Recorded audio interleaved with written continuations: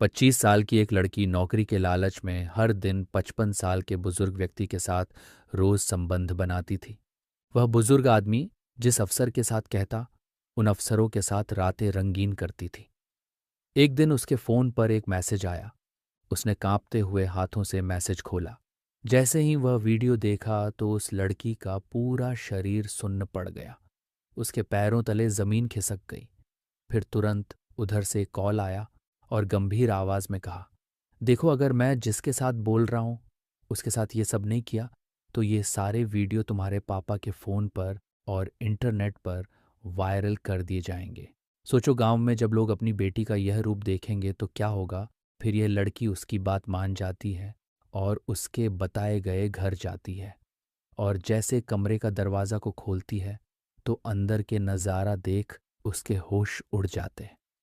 तो दोस्तों, फिर उस लड़की के साथ जो होता है वह देख आपके पैरों तले जमीन खिसक जाएगी।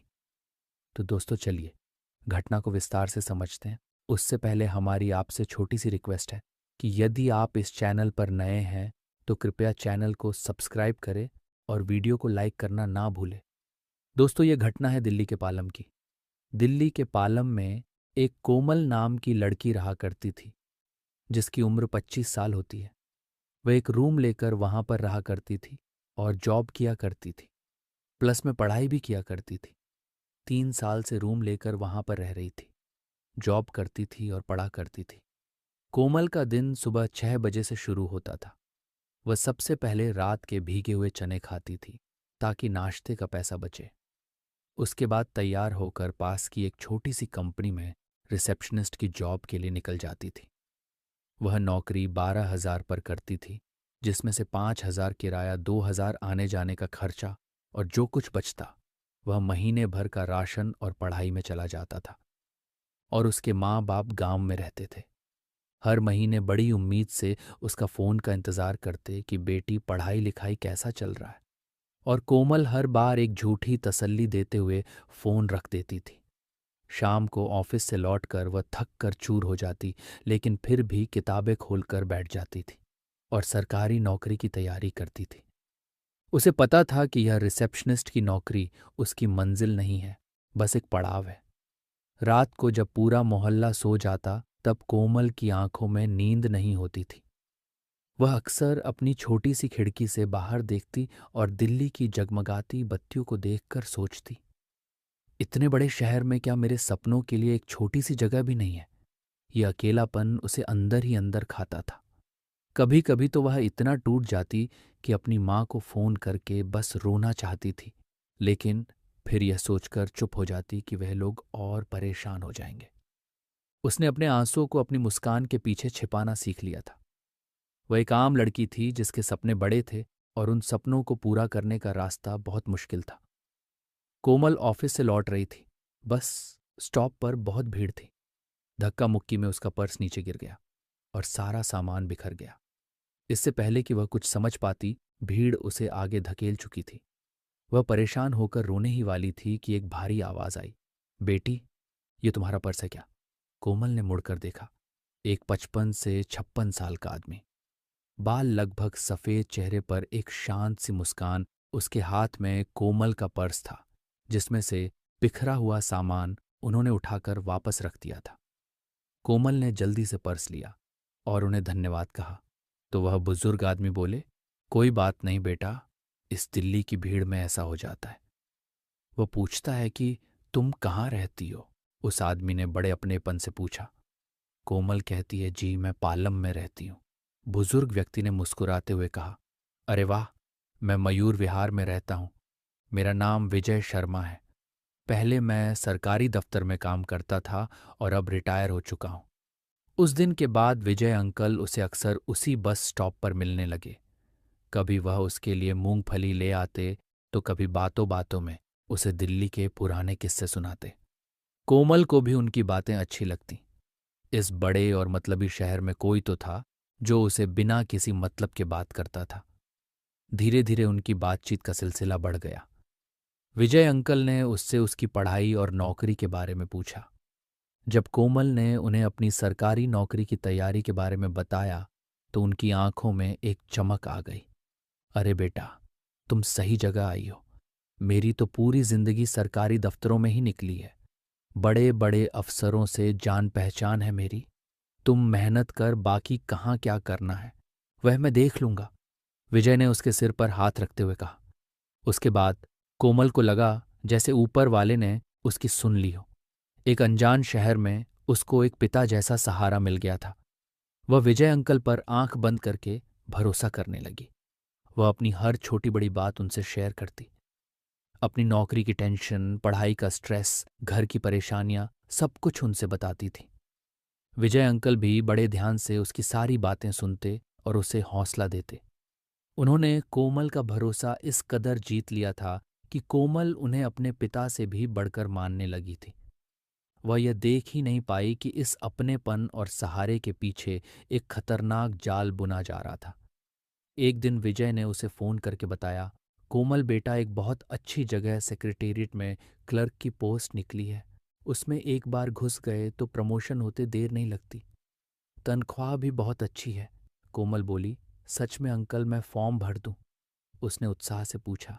तभी विजय ने कहा, फॉर्म तो भर दो, लेकिन बेटा आजकल सिर्फ फॉर्म भरने और पढ़ाई से कुछ नहीं होता है। अंदर सेटिंग करनी पड़ती है। मेरा एक बहुत पुराना दोस्त है, बहुत बड़ा अफसर है, वही करवाएगा सब कुछ। उसके बाद कोमल की खुशी का ठिकाना नहीं रहा।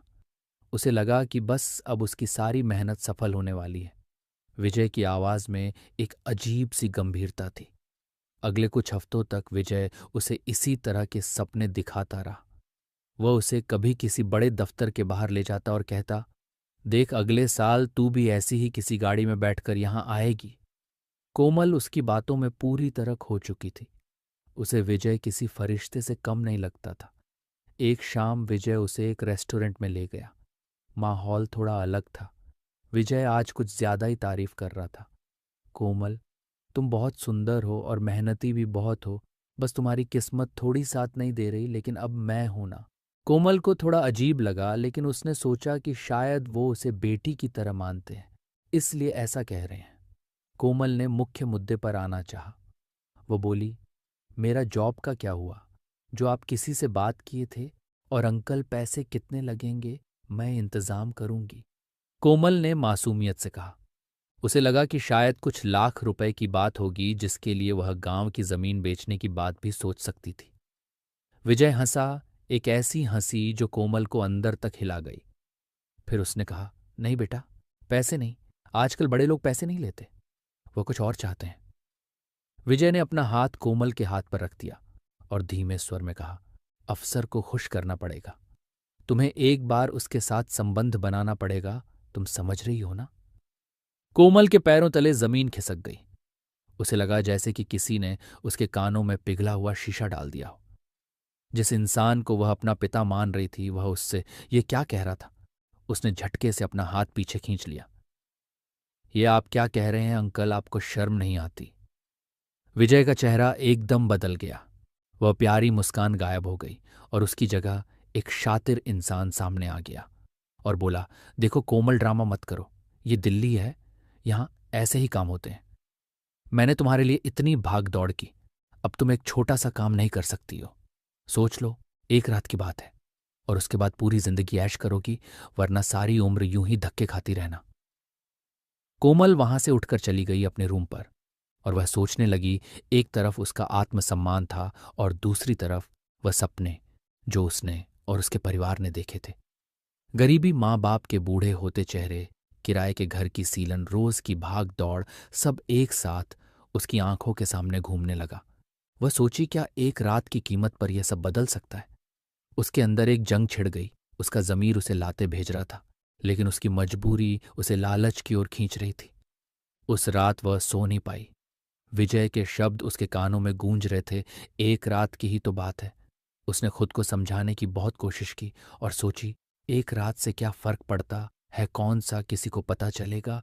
एक बार नौकरी लग गई तो यह सब भूल जाऊंगी। ये लालच धीरे धीरे उसके ज़मीर पर हावी हो रहा था। कुछ दिनों बाद उसने कांपते हुए हाथों से विजय को फोन किया और बोली, मैं तैयार हूं। विजय की आवाज में जीत की खुशी झलक रही थी। वो बोला, शाबाश बेटा, मुझे पता था तुम समझदार हो। अफसर से नहीं, यह सब तुम्हें मेरे लिए करना होगा। अफसर को मैं संभाल लूंगा। और उस दिन कोमल अपने सपनों की कीमत अपने जिस्म से चुकाने के लिए तैयार हो गई। विजय उसे अपने मयूर विहार वाले फ्लैट में ले गया। कोमल ने एक के साथ वह सब करना शुरू कर दिया। कई घंटों तक उस दिन यह सब हुआ उन दोनों में। इसके बाद ये सिलसिला शुरू हो गया। जब भी विजय का मन करता वह नौकरी की बात आगे बढ़ी कहकर कोमल को अपने पास बुला लेता। हर बार कोमल एक नई उम्मीद लेकर जाती और हर बार उसका जिस्म खेला जाता और उसे कुछ और झूठे वादे थमा दिए जाते। धीरे धीरे 1.5 साल बीत गया। कोमल की आंखों से सपने अब गायब हो चुके थे। उनकी जगह एक खालीपन और नफरत ने ले ली थी। वह समझ चुकी थी कि नौकरी एक बहाना है, असल मकसद तो उसका शोषण करना ही था। पूरे 1.5 साल कोमल इस उम्मीद में सब कुछ सहती रही कि आज नहीं तो कल विजय अपना वादा पूरा करेगा। लेकिन अब उसका सब्र जवाब दे रहा था। उसे नौकरी तो नहीं मिली, लेकिन उसने अपना सब कुछ खो दिया था। उसका आत्मसम्मान, उसकी मासूमियत, उसकी रातों की नींद। अब जब भी वह आईने में खुद को देखती तो उसे एक ऐसी लड़की नजर आती थी जिससे वह खुद नफरत करती थी। एक दिन उसने हिम्मत जुटाई। उसने विजय को फोन किया और कहा, अंकल बहुत हो गया, अब मैं आपके पास नहीं आऊंगी। मुझे कोई नौकरी नहीं चाहिए आपसे। फोन की दूसरी तरफ विजय जोर से हंसा और बोला, अरे वाह, बड़ी जल्दी होश आ गया। 1.5 साल तक तो बड्डा मजा आ रहा था, अब जब तुम्हारा मन भर गया तो तुम भी शरीफ बन गई। ऐसे कैसे नहीं आओगी, आना तो पड़ ढेगा, वह बोली। कोमल ने गुस्से में चिल्लाते हुए कहा, मैं नहीं आऊंगी। मैं पुलिस के पास जाऊंगी और सबको बता दूंगी कि आपने मेरे साथ क्या किया है। वह बोला, क्या बताओगी पुलिस को कि तुम अपनी मर्जी से मेरे पास आती थी, नौकरी के लालच में, और मेरे साथ सोती थी? कौन यकीन करेगा तुम्हारा? और हाँ, एक और बात, तुम्हारे लिए एक सरप्राइज है मेरे पास। कोमल कुछ समझ पाती इससे पहले ही उसके फोन पर एक मैसेज आया। उसने कांपते हुए हाथों से मैसेज खोला। वह एक वीडियो था, उसी का वीडियो, विजय के साथ उन पलों का जिन्हें वह अपनी जिंदगी से मिटा देना चाहती थी। एक के बाद एक कई वीडियो आए। कोमल का पूरा शरीर सुन्न पड़ गया। उसे लगा जैसे वह सांस नहीं ले पा रही है। उसके हाथ पैर ठंडे पड़ गए। विजय ने गंभीर आवाज में कहा, देखो ये तो बस ट्रेलर है, पूरी फिल्म मेरे पास है। अगर तुम ज्यादा होशियारी दिखाओगी और मुझसे मिलना बंद कर दोगी तो ये सारे वीडियो तुम्हारे पापा के फोन पर और इंटरनेट पर वायरल कर दिए जाएंगे। सोचो, गांव में जब लोग अपनी बेटी का ये रूप देखेंगे तो क्या होगा? तुम्हारे माँ बाप तो जीते जी मर जाएंगे। उसके बाद कोमल के मुंह से एक शब्द नहीं निकला। उसके हाथ से फोन छूटकर नीचे गिर गया। वह जमीन पर बैठ गई और फपक फपक कर रोने लगी। वह एक जाल से निकलने की कोशिश कर रही थी, लेकिन अब वह एक ऐसे दलदल में फंस चुकी थी जहां से निकलना नामुमकिन था। अब विजय उसे और ज्यादा जलील करने लगा। वह उसे कभी भी कहीं भी बुला लेता था। अब वह सिर्फ जिस्मानी तौर पर ही नहीं, बल्कि दिमागी तौर पर भी उसे तोड़ रहा था। वह उसे गंदी गंदी बातें कहता, उसे एहसास दिलाता कि वह कितनी गिरी हुई है। कोमल एक चलती फिरती लाश बन गई थी। ऑफिस में उसका काम में मन नहीं लगता। पढ़ाई लिखाई तो जैसे वह भूल ही चुकी थी। रात रात भर वह सो नहीं पाती थी। बस एक ही डर उसे सताता था, वह वीडियो जो विजय के पास था। पूरे 4 महीने उसने यह जुल्म सहा। हर दिन वह घुट घुट कर जी रही थी। उसे लगता था जैसे वह किसी अंधेरे कुएं में गिर गई है जहां से बाहर निकलने का कोई रास्ता नहीं है। हर दिन वह मरने के बारे में सोचती, लेकिन फिर माँ बाप का चेहरा सामने आ जाता। वह उन्हें इस तरह बदनाम करके नहीं मरना चाहती थी। उसके अंदर का गुस्सा और नफरत और लावा बनकर उबल रहा था। जिस आदमी पर उसने पिता की तरह भरोसा किया था, उसी ने उसकी जिंदगी को नर्क बना दिया था। अब उसके मन में सिर्फ एक ही ख्याल आता था, बदला, बदला और हत्या। जब सब्र का बांध टूटा, अब कोमल के अंदर का डर खत्म हो रहा था। उसकी जगह एक अजीब सी ठंडक और गुस्सा ले रहा था। वह समझ गई थी कि इस नर्क से निकलने के सिर्फ 2 ही रास्ते हैं, या तो वह खुद मर जाए या फिर इस नर्क को बनाने वाले को ही खत्म कर दे। और उसने दूसरा रास्ता चुना। उसके अंदर की वह सीधी सादी सपनों को देखने वाली लड़की मर चुकी थी। अब जो जिंदा थी वह बस एक घायल नागिन थी जो अपने दुश्मन को डसने का मौका ढूंढ रही थी। एक दोपहर जब वो ऑफिस में थी तभी विजय का फ़ोन आया। वो बोला, आज शाम को घर आ जाओ, बहुत दिन हो गए हैं, तुमसे मिले।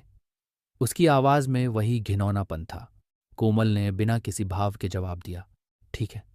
फ़ोन रखने के बाद उसने लंबी सांस ली और बोली, आज ये सब खत्म होगा। उसने अपने मन में फैसला कर लिया था। ऑफिस के बाद वह घर नहीं गई, बल्कि पास के बाजार में चली गई। वहां उसने सब्जी काटने वाला एक बड़ा चाकू खरीदा। उसे अपने पर्स में रख लिया। उसके हाथ एक पल के लिए भी नहीं कांपे। उसका दिमाग एकदम सुन्न था।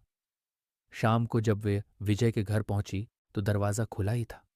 विजय सोफे पर बैठकर शराब पी रहा था। उसे देखकर वह मुस्कुराया और बोला, आ गई, आओ बैठो। कोमल चुपचाप जाकर बैठ गई। उसने अपना पर्स अपनी गोद में ही रखा। विजय कहता है, आज बड़ी चुप हो, क्या बात है? विजय ने उसके पास आकर बैठने की कोशिश की। कोमल ने उसे घूर कर देखा। उसकी आंखों में नफरत की आग जल रही थी। कोमल बोली, मेरी जिंदगी बर्बाद करके तुम्हें बहुत मजा आता है ना? विजय हंसा। अरे, इसमें बर्बाद होने वाली क्या बात है? तुम मुझे खुश रखती हो, मैं तुम्हारे राज को राज रखता हूं। सीधा सा सौदा है। उसका यह बेफिक्र अंदाज देखकर कोमल के अंदर का लावा फट पड़ा। दोनों के बीच बहस हुई। विजय ने उसे फिर से वीडियो की धमकी दी। फिर वही हुआ जो पिछले कई महीनों से हो रहा था। विजय ने अपनी हवस पूरी की, लेकिन इस बार कोमल कुछ नहीं बोल रही थी। वो बस शांत लेटी रही, सही मौके का इंतजार करती रही। जब विजय थककर उसके बगल में लेटा तो कोमल धीरे से उठी। उसने अपने पर्स से वह चाकू निकाला। चाकू की ठंडी मेटल उसके हाथ में एक अजीब सी ताकत दे रही थी।